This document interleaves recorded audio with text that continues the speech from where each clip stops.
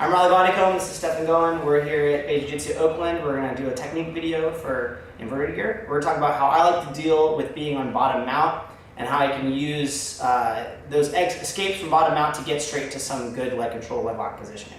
So basically there's three types of mounts you can be in.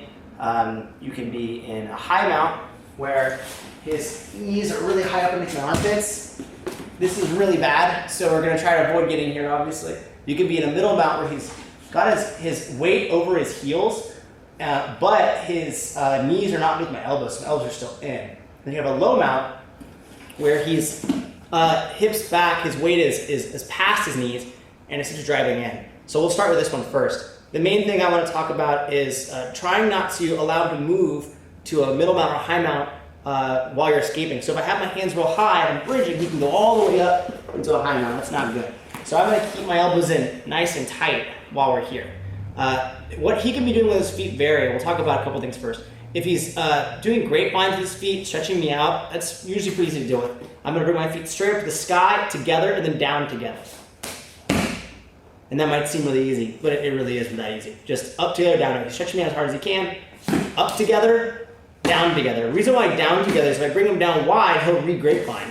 And I'll have to do it again. So up together, down together.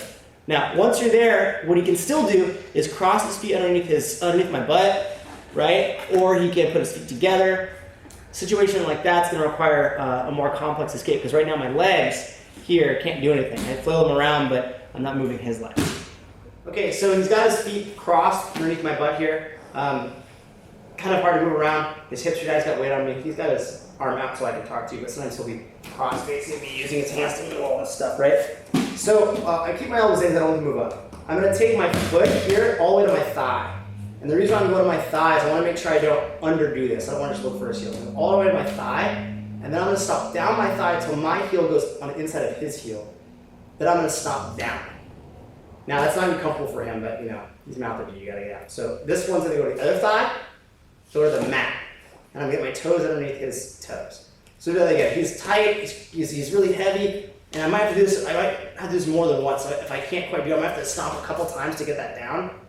But ideally I do it in kind of one move. Here, stomp, here, down. Once my toes are underneath that leg, I'm gonna stretch it out and go flat. Here, stomp, here, down, underneath, flat. Now once I'm flat, I've got my elbow here. He might just move straight up into middle mount, which is fine because I've got my elbow in between me and him, right? Like that. If he doesn't move up right away, I want to make sure that I can feed him onto my arm myself. So what I'm going to do is I'm going to lift my leg here. So that again. So it's kind of weird because right now you see my feet are like on the outside, so if I'm here, my feet are kind of on the outside of his ankle. If my foot's on the outside of his ankle like that, I actually want my foot to go back in once my knee comes in. I want to go here, right? So I'm in sort of a butterfly. So there you go. So stop here, here. Once I have that butterfly, I can now start to work for something. He's probably going to adjust, he's going to bring his knees in tight, you know, compress maybe, like something that projects out. He's going to trying to crush me or something, but it's way better, and I'm going to have way closer to leg locks. So here like this, boom, boom, that's my goal, just to get there. Let's say he moved to middle mount when I was doing that, or he was just in middle mount to begin with, he's up here. So I need my elbow in between me and him, right? And if I moved him up there from the low mount, then my elbow will already be in, so I'll go back down. If we're down here and I stomp like this, my elbow's in, he moved up to middle mount, my elbow will already be in, which is good, okay? If I ended up in middle mount here by myself, I'm gonna have to get it in, right? So that usually will require a mini shrimp. If he's giving me pressure, little gap holder right here and a little mini shrimp right there, like that, okay? Once I've got that, what I wanna do is I wanna bridge in the direction of my elbow. So I'm trying to make one of his legs heavy and one of his legs light, right? I want the leg behind me to be light and the leg in front of me to be heavy. So what I'm going to do is I'm going to bridge in that direction. I'm not going to trap his arm and roll him. I'm just going to let him base. So I'm going to go here. Once I'm there, I'm going to keep this placeholder, and then shrink my hips back underneath the other leg. And now that leg's light, so my legs can come in. Here. Here, maybe I stomp, get this in, he moves up over my elbow. He's like this. He's staying heavy on me. Need this placeholder like this. Arms head to my body. Bridge that direction using this. Now shrimp my back into his leg, making his leg wide. Bottom knee comes in, top leg comes over. Boom. Now I'm in leg control. I'm gonna bridge in that direction. Here, placeholder, shrimp into his light leg.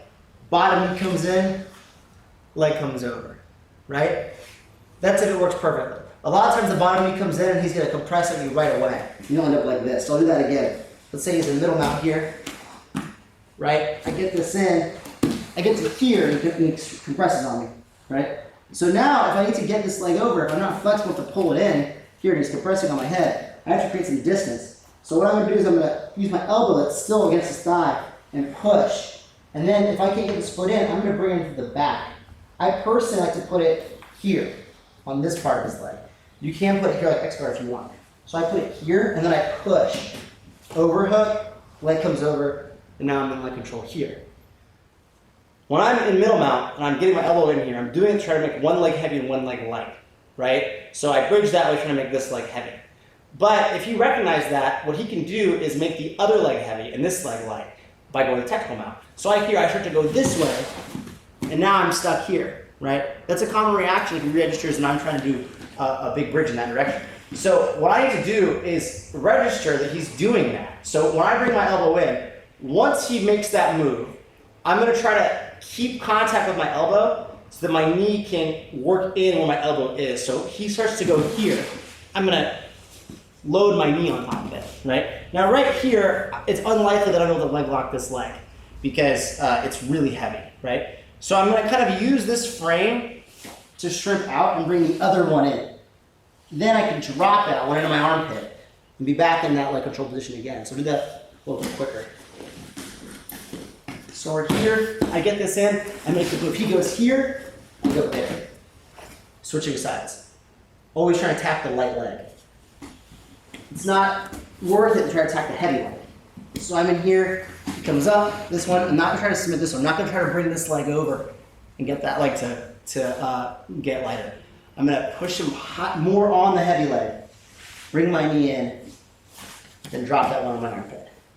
Now, once you're here from either position in middle mount, I can go straight for a tripod ankle lock. I want to avoid putting on a heel hook and cranking right here because he can pretty much get his knee to the hole immediately right there and lose me.